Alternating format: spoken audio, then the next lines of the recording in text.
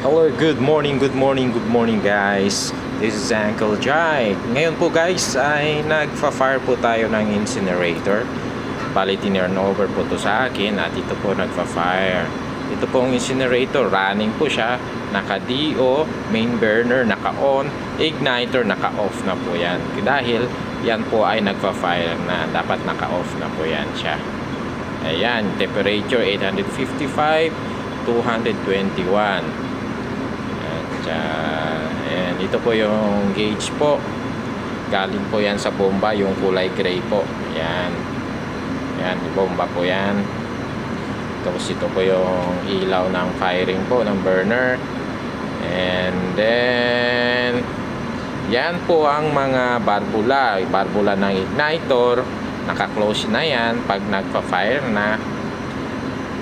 Tsaka yung isa po, ito po yung DO valve papuntang incinerator. Ito din naka-close po yan.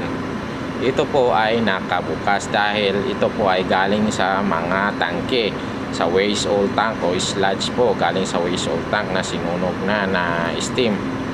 Ito dapat nakabukas yan. At saka yung suction nya nakabukas din. Yan. Number 2, ito pong number 2 waste oil tank po natin na sinusunog ngayon. Yung pressure, yung level po niya ay 1.2. Yan. Pneumatic shut off valve po yan guys. Yan ang barbula po natin. Suction po yan. Then ito po yung barbula sa pipe delivery.